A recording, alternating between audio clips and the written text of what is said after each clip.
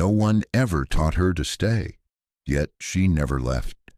They said he'd lived alone for 10 years, never calling a name, never pouring water for another soul. But then one windy morning someone knelt beneath his porch, didn't speak, didn't plead, and from that day on, the chair that had gathered 10 years of dust no longer sat empty by sunset. High on the rim of Dry Rock Valley, where the earth had turned pale and the wind no longer needed a name, a wooden house slouched beneath the shadows of 3 old pines. Trees didn't grow here anymore, they merely breathed with the soil. The roof leaned with age, the chimney bore a long, crooked crack down its spine, like the throat of a man who once had much to say, and then stopped. Every morning Amos Thatcher sat there on a lopsided porch, where loose nails groaned like the breath of the old. Before the sun could crest the eastern ridge, he had already stirred the fire. Wind slid through the door gaps and ruffled the strands of silver hair he hadn't brushed since the day before. He paid no mind, just sat, as if the world still needed someone to wait for the dawn. In the kitchen, the kettle whispered, the sound of someone sighing across decades. He poured the water into the filter. His hands did not tremble, though they no longer felt certain. The coffee dripped slow, like blood from a wound no one dared press on. On the table sat 2 cups. One was his, chipped at the handle, its rim faintly banded in pale green enamel. The other bone white and untouched, gathered dust around the base. No one drank from it. Still he filled it every morning, without fail. Across from him the second chair bore a deep split along its left armrest. He once thought of tossing it, but never did. Sometimes the wind tugged a frayed sleeve of an old coat over the seat, and for a breathless second it looked as though someone had just stood and walked away. Amos sat still. He didn't look out toward the fields, nor into the house. He sat between 2 things that were no longer clear. In that hush, the quiet clink of his spoon against the cup rang out sharp and strange. Dry mud prints stained the porch, not his. He didn't know when they'd appeared. Maybe the stray cats that wandered by at night. Or maybe... He didn't dwell. A fly landed on the rim of his cup. He waved it away, not hastily, not in anger, but the slow gesture of a hand that had done this 1,000 mornings. Then his gaze drifted to the dust-covered chair across from him, and without meaning to, he nodded, like a silent hello to someone who no longer sat there. No one asked who he was waiting for. No one came this far out just to see a chair. But each morning, before the light spilled down into the valley, the old man poured coffee for someone with no name, and when his hand touched the chipped handle of his own cup, something in his eyes paused, as if in that brief moment he remembered something, not big, not clear, just something small that made his heart slow a little.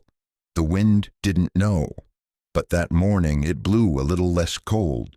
At the end of a trail where red dirt cracked through with limestone, splintered like the skin of the aged, there lay a dry well. The bucket's handle had long since snapped, now slumped sideways in the shadow of a sunset that hadn't yet arrived. It used to be where Amos Thatcher drew water each evening. Now he filled his pail from a wooden cistern he built himself, covered with a rusted tin sheet. He never greeted anyone, not out of coldness, but simply because for 3 years no one had passed by to greet. This patch of land sat outside the path of gold seekers, far from the rail lines, farther still from the scent of livestock and noise of the nearest cattle ranch. Some folks said he was dead. Others whispered he'd gone into hiding after something. No one knew what. He never denied it. Living was enough. Words were for those who still believed someone might be listening. His days repeated like a clock whose hands had slipped loose from time. By noon, he'd step out back and set traps for the squirrels nesting beneath the floorboards. By afternoon, he swept the porch, but only the right side. The other half was home to the dust-covered chair. He never touched that part, as if keeping space for a habit that hadn't quite moved on. The wood stove always had a low fire burning, not for warmth, but just to know the house still breathed. One time he chopped enough wood to last a week, yet he still ventured into the woods every morning. Folks might call that stubbornness. Amos did it because there wasn't much else worth putting his hands to. Up in the loft, he kept an old suitcase. The lock had rusted shut. No one ever asked what was inside, not even Amos. Dust blanketed the handle, but his fingerprints still marked it each month, as if he still went up, opened it, then closed it again without ever looking in. Some nights, light hail tapped the roof like hesitant knuckles on a door. He didn't light the lamp, just sat by the window, arm draped through the sleeve of an old coat laid across the back of a chair. It might have belonged to his wife. Might have been something he hung there in winter and forgot. But he left it, not for the warmth, but because even emptiness deserved to take shape. Everything in that house had grown old. The cast-iron pot dented at the rim. The broom had lost nearly all its straw. The table bore the faint scars of a name carved long ago, now too faded to read. The curtain was a burlap sack, but he'd trimmed it so precisely the folds hung neater than store-bought cloth. The black cat that visited late last spring hadn't returned. Still, Amos left a bit of milk in the porcelain dish each night at the step, though the season had turned to winter long ago. The dish stayed full. The milk didn't sour. Only time clung dry to the rim, drawing a circle of silence no hand wiped clean. He didn't cry, didn't laugh, didn't speak to anyone except the pine behind the house, where he'd mutter a few words each time he dug to plant potatoes. The soil here was stubborn, but he kept planting, not because he hungered, but because someone once told him, whatever grows in bad ground is worth keeping. Amos lived as if each minute had been salvaged from a life already lived. He asked for no more, dared not let any slip away. And then, one afternoon, while he was patching a coat no one wore anymore, a flicker stirred at the far end of the horizon. Smaller than the wind, larger than silence. But he didn't know it yet. He kept threading the needle, stitch by stitch, not fast, not slow, as if his hands still remembered how to do something for someone else. That morning began like all the others, with silence that never needed knocking. There was no fog, no wind, only a silver light, pale and drained like old iron, spread thin across the porch, the wooden walls, and the ashes still warm in the fireplace. Amos opened the door out of habit, not because anyone called, but after one step, he stopped. At the edge of the dirt yard stood a small figure, barely tall enough to meet the height of the broken fence, so thin the wind itself could have knocked her down. A little girl. Her clothes weren't torn, but covered in red dust, as if she'd crawled across the desert, head bowed, shoulders hunched, and what made him pause so long was the way her legs were folded beneath her.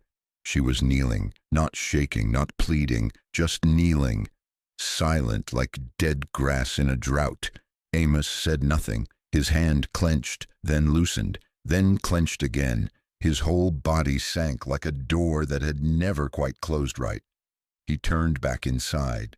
Didn't look again, not out of cruelty, but because he had seen that look before, somewhere, long ago, and it remained in him still, like a scar that never stopped aching.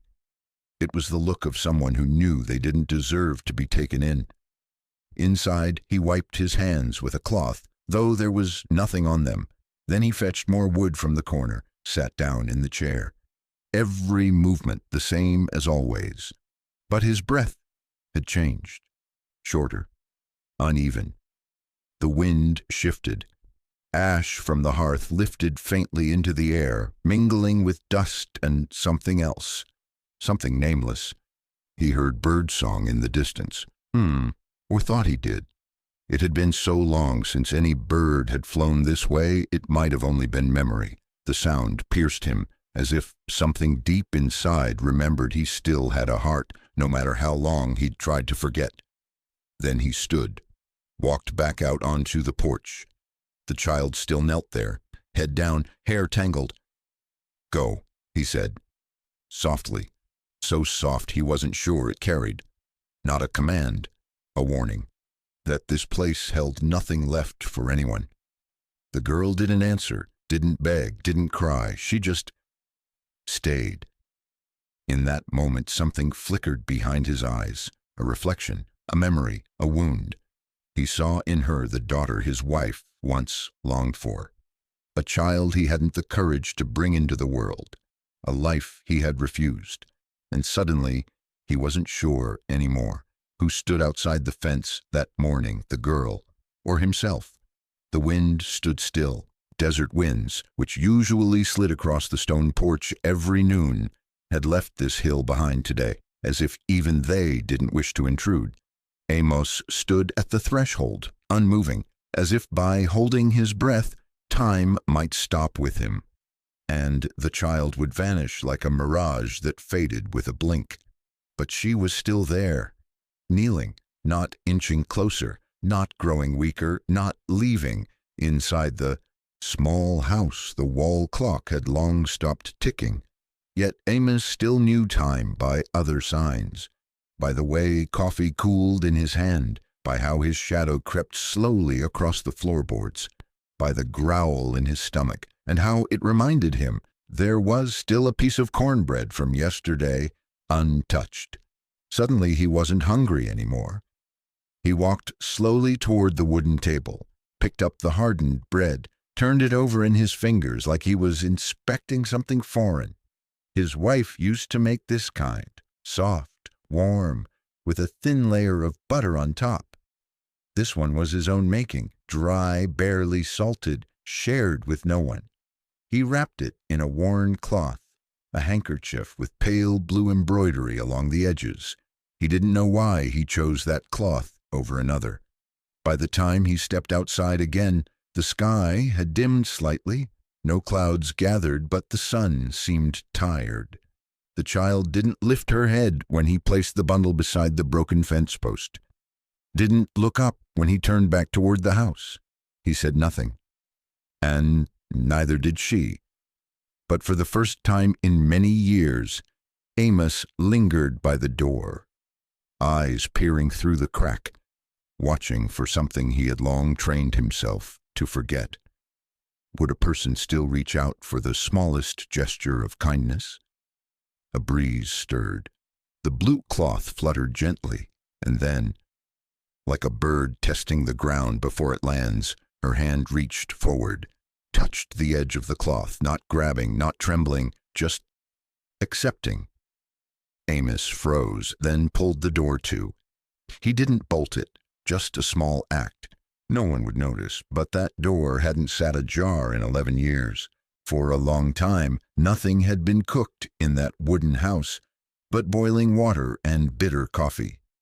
Every morning, Amos would bring water to a boil, pour it into a tin cup, drink halfway, and leave the rest to grow cold on the table. As if someone who used to sit across from him might return one day to finish it. But this morning, he didn't brew coffee. He lit the stove.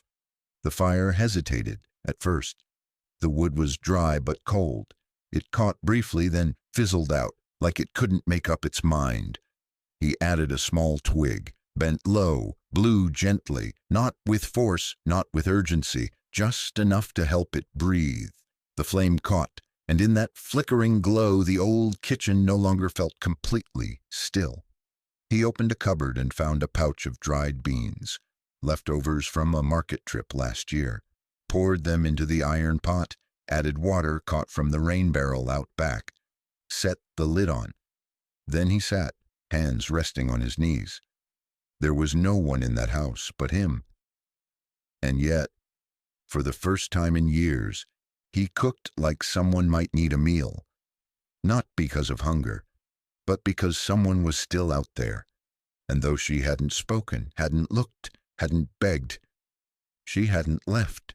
The bubbling of beans in the pot stirred something distant in him. A rainy afternoon from long ago, when the soft crackle of the fire was the only sound that filled the quiet. Back then, his wife sat knitting by the window, her hands moving quick, a toothpick in her mouth, no words needed. Suddenly, Amos stood, stepped out onto the porch.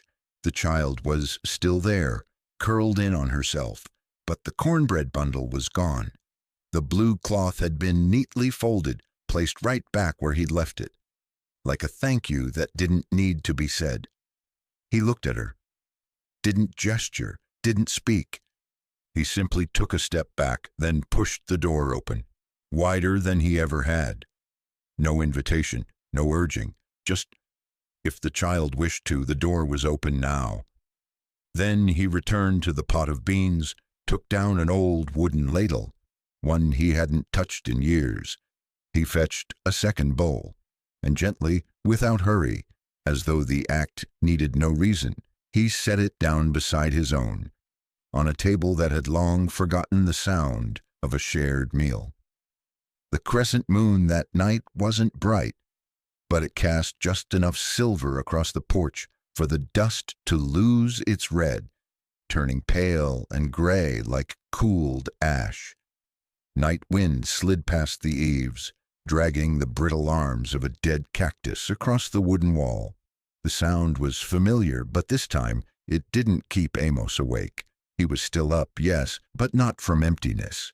He was listening. The bowl of beans still sat warm on the table. He hadn't eaten, just poured an extra glass of water, and sat quietly, eyes trained toward the crack in the door, a door he hadn't left unlocked in 10 years.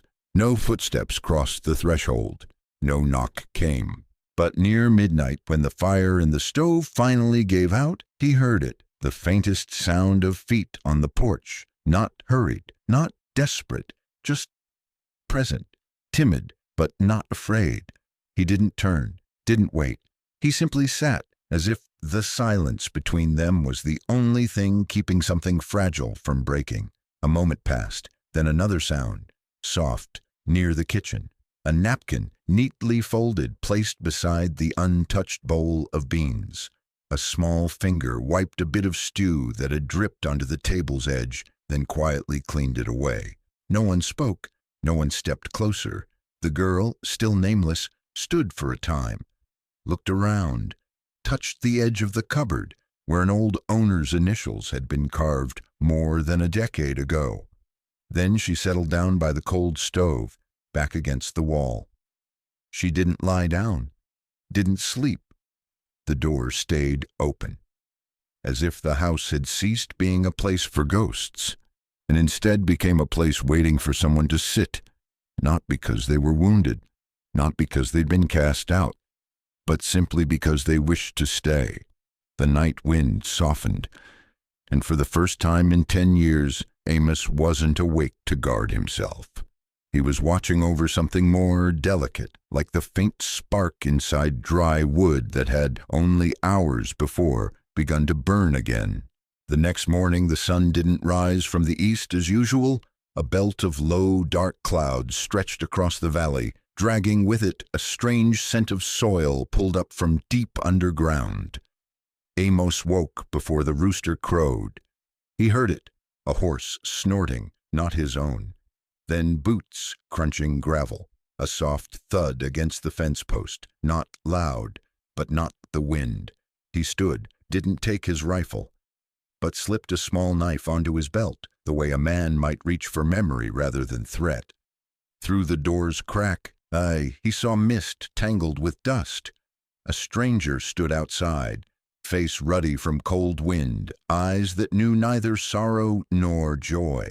Pinned to his chest, a warped, dulled badge, hanging off worn leather like an old ghost clinging to title. "Anyone come through here last night?" the man asked. He didn't raise his voice. Amos didn't answer. Not yet.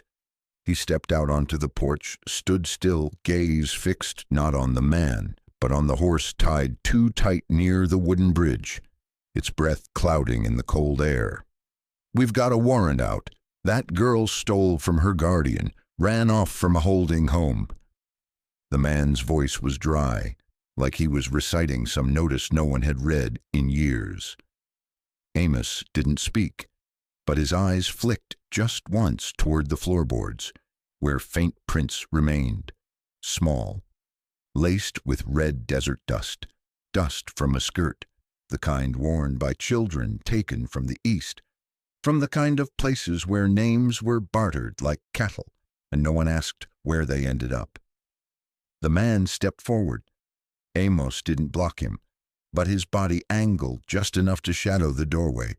"Just asking," the man said. "If you haven't seen anyone, Sue, that's all right." He stared a while, long enough that even the wind seemed to still. Then turned, didn't say goodbye, didn't threaten, just rode off, like a man who'd found nothing, and somehow knew that was the answer. Only when the hoofbeats faded did Amos go back inside. The girl was there, tucked behind the wooden cupboard, not crying, not trembling, just clutching her hands, eyes wide, fixed on the slit of light through the door. He poured water, set a cup on the table, then fetched another bowl, this time not for a guest. No words were spoken, but in that moment something shifted, not because he had shielded her, but because both knew. From this point forward, their presence in each other's life was no longer an accident. It was a choice. Evening fell like ash filling a silver sky. Light slanted through the small window, sketching cracks across the wooden table, like memories no one dared to press a finger to. Amos stood quietly at the doorframe, fingers gripping the edge of the wood, as if letting go might cost him something he hadn't yet named. The girl stepped out from behind the cupboard, not timid, not looking around. Her steps were small but steady, like she had walked this floor 100 times before. The dishcloth lay folded over the edge of the basin. He dipped it into water, wrung it gently, and began to wipe a clay bowl. Slow, circular strokes, as if clearing the dust inside himself. But with each turn of the cloth he saw her hands. His late wife's hands, hands that had once cleaned that same bowl, once laughed when he spilled the water. He stopped. His breath grew heavier, as though wiping one more time might spill something too deep, too close.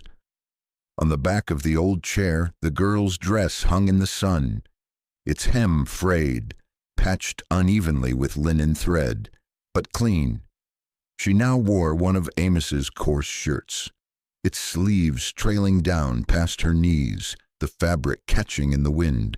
But she didn't tug at it, didn't frown, as if, for the first time, that fabric didn't scratch her skin. She gathered kindling without a word, without being asked. Each step fell soft, like she knew which parts of the floor would hold her without protest. But Amos looked at her, then past her, out toward the broken fence where once he had stood beside someone else. He wanted to say something, just one thing, one word, but his lips stayed closed, like the door he had once locked and never meant to open again. He sat on the porch, one cup of cold coffee by his right, as always, but this time he poured a second, set it opposite. No one reached for it, but both cups were full. The evening wind slipped beneath the porch eaves. Their shadows stretched across the wall, one tall, one small, uneven, but facing the same direction. No one gave that moment a name. No one needed to. At that hour, he thought he had forgotten how to open his heart. But when the girl folded the clean cloth and placed it on the table, his fingers trembled slightly, not from cold, but because a corner of himself had cracked open, even if he wasn't ready to admit it. That day the sky wore the color of dust, not quite gray, no longer blue. But the strange thing was, neither of them noticed the wind had changed direction. Amos rose earlier than usual, didn't linger the extra 15 minutes like he had every morning before. He lit the fire, set the pot over the stove, No one asked. No one was truly hungry. But an old habit stirred back to life. Not to relive the past, but to give the present its own quiet rhythm. The girl stepped onto the porch, barefoot, hair tousled, holding a piece of kindling in her arms, as if it were some forgotten doll from another life. Amos didn't speak, just plucked 2 sprigs of wild herbs, dropped them into the boiling pot. The scent of wild mint, lemongrass, and dried basil drifted through the kitchen. She sat down beside the stove, didn't pull her hands back, didn't turn her eyes away. They didn't need to name these moments, but their actions, woven together like old yarn stitched into a new garment, uneven, yes, but warm, began to take shape. By noon, Amos carried the axe behind the house to the posts that had fallen after last winter's storm. The girl followed, didn't ask, didn't try to take over, just sat nearby, small hands gripping the hem of her shirt, watching each swing of the axe. The blade struck the timber, each thud deep and heavy, echoing somewhere inside him. Not pain, just unfamiliar. She gathered splinters into a basket, small hands, large load, but she didn't quit. As the sun stretched their shadows along the wall, Amos glanced at the dirt path that led to the gate, the path once marked by the comings and goings of others. Now the girl's footprints lay across the dust, not tucked to the edge, not hidden, not turned back. They traced over his own, as if 2 lives, without saying so, had started walking the same way. Amos didn't smile, didn't say thank you. He just poured warm water into the clay cup beside her and nudged it gently forward, and for the first time the girl reached out and touched it. Night came earlier than usual. Gray clouds pressed low over the valley, as if the sky had no wish for anyone to see what lay ahead. Wind swept fine dust against the windows, thin as ash, leaving the glass dimmed in a way that asked no one to clean it. In the hush of the wooden kitchen, Amos straightened the nail in the barn door. The hinge had hung crooked since last week's storm. He hadn't meant to fix it, but tonight, under the flicker of an old oil lamp, he brought out a small hammer, a fresh nail, and bent to work. No one asked, no one watched. Still, he did it. Out on the porch, the girl knelt and gathered fallen kindling scattered by the morning wind. 1 twig at a time, delicate hands, deliberate motion. A broken branch, she tied it back with a piece of coarse twine. Suddenly, a knock, soft, at the back door. Not urgent, not bold, as if someone wasn't sure they were allowed to knock at all. Amos opened it. No one there, just a small fabric bundle resting on the step. Inside, a few potatoes, half a block of rock salt, and a note folded into quarters stained with moisture. The handwriting, crude and uneven, read, "That girl shouldn't be hungry."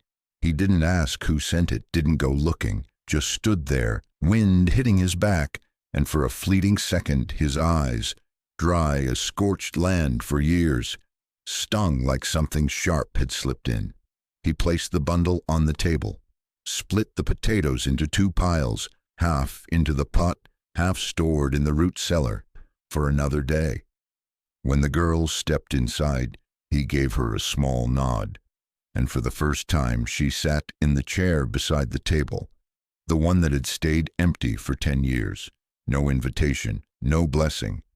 But his hand, without thinking, poured a second glass of water, and she, with fingers still lined with earth, reached for it like it had been waiting for her there all along. That night the moon rose late, but the wind arrived early. It was no longer the dry highland breeze. This wind dragged low, heavy, with the scent of rusted metal, sweat from an old saddle, and the faint ash of fires long gone cold. Amos startled awake, not by sound, but by its absence. The old dog didn't bark. The owl didn't call. The pine behind the house didn't creak. Everything was holding its breath. He stood, took no lantern, no gun, just stepped quietly out to the porch. His boots were worn soft, They made no sound. His hand settled on the door latch, unlocked. His breath stretched longer than usual. Not hurried, just measured. Outside, the dust curled upward in tiny spirals, as if something had recently passed, not running, but moving with slow intention. No footprints, but a snapped branch and dust pushed aside in two separate arcs, as if someone had entered, but hadn't yet left. He said nothing, only bent to pick up the broken twig. It was a kind found only on the western edge of the valley, near the rim of the old mining tract, a place no one went anymore. He snapped it between his fingers. The wood was brittle, its sap still fresh. Later he came back inside, his eyes drifting toward the small cabinet where the Winchester lay, cleaned and oiled last spring. He didn't reach for it, only looked. Then, quietly, he slid the latch on the door, for the first time in years, and placed the small table across it, not from fear, but as if an old instinct had stirred again. The girl still slept, arms wrapped around the piece of kindling she'd tied with rough twine. By morning he rose earlier than the sun. On the porch, someone had left an inverted boot print in the thin layer of ash, the kind worn by old cavalrymen, brass-rimmed, heavy-soled. Beside the print, a single tarnished brass casing, not the kind meant to shoot, the kind folks used to leave behind as a warning or a message. That noon there was no sun. Gray clouds gathered like crushed stone, pressing down on the rooftop with a weight that could not be seen, only felt. Amos split wood, steady as ever. The crackling fire inside the stove ticked like a clock. No one wound anymore. Inside, the girl knelt at the wash basin, rinsing cloth in ash water, her fingers slowly working over the dried blood in silence. No questions, no explanations. When the silhouette of a horse appeared at the forest's edge, Amos didn't look up. He simply placed the final log into the basket, gently. Only when hooves stopped at the fence line did he rise to full height. The man in the saddle wore nothing remarkable, a black leather coat, hat dipped low, a grizzled chin of salt and pepper stubble.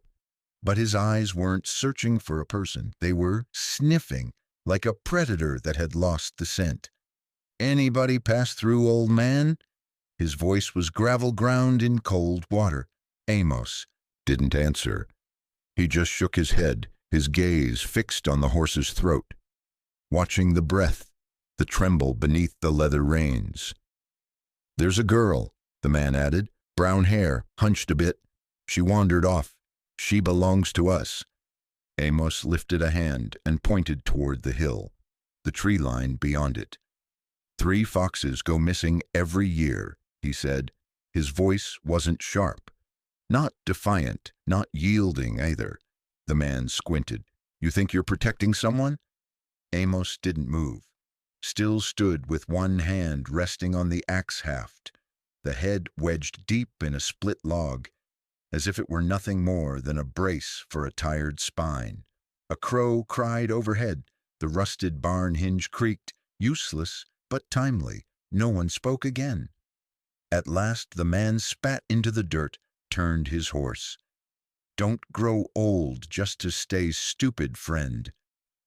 Amos said nothing, just watched until the man's boots disappeared beyond the scrub brush.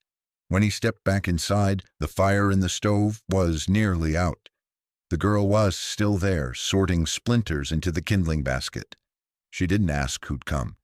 Didn't need to. She simply handed him a ceramic cup, filled with warm water. Her hands trembled, but not from the cold. The wind through the valley the next morning carried moisture, the scent of decaying leaves and cooled ash. It didn't rain, but the earth underfoot softened, as if ready to hold the shape of someone's step, should they choose to leave one behind. Amos sat by the old fence, same posture, same hands, sharpening the hoe blade on a smooth gray stone, nodding at the familiar sparrow that came each day. But today he didn't shoo it. When it hopped too close, didn't twitch, didn't move fast enough to make it fly away. The girl tidied the woodshed, stacked each log into its place, her hands no longer clumsy like in those first days. Every motion was neat, careful, as if she understood now who this place belonged to, and what it meant to be gentle with it.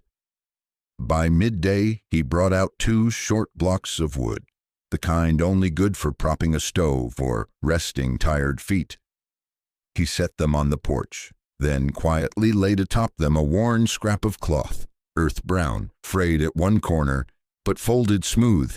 No one called it a chair, but that afternoon the girl sat on it, right there under the porch shade, with a torn book he'd once tossed in the storage shed. She didn't ask, didn't need to. When he passed by, she held up a piece of hard biscuit, neatly halved. He took it, didn't ask where it came from. For the first time, they shared a meal, not face to face, not across a table, but together. Same porch, same wind, same silence. The birds didn't sing, but they stayed close. And in the little kitchen, the old stove burned just hot enough to warm a pot of water, not to boil it, just enough to soften the cloth for hand-washed laundry. That morning the clouds drifted low across the valley, like cloth laid gently across the shoulders of the hills. There was no wind, only a faint breath of mist stretched over the dry golden grass, settling atop the cabin's roof like time itself had whispered an overdue apology. Amos rose early, same as always. He lit the stove, not from cold, but because his hands had long since learned the rhythm. The rusted kettle rested over the flame. The scent of warm water mingled with the scent of earth. No one said a word, but someone poured 2 cups, set them on the wooden table, one large, one small. The girl did not leave. She didn't ask if she could stay. She simply hung the drying cloth back on its hook, folded the blanket with care, and took up the old brush to scrub the window clear of mist. She asked for no permission, offered no promise. To stay sometimes means only to have a place where you are not turned away. By noon, they ate cold rice. Leaves had fallen across the yard, and for the first time in many years, Amos didn't sweep them away. The yellow leaves lay quiet beneath the chairs, like greetings that needed no sound. In the afternoon, the sparrow did not fly off. It stood on the window ledge, nodded once. The girl smiled, not brightly, but enough for Amos's gaze to pause and settle. And then, at sundown, as he stood on the edge of the field, hand resting on the broken hoe handle, watching westward as he always did, he heard the screen door open, softly, a sound that was not the wind.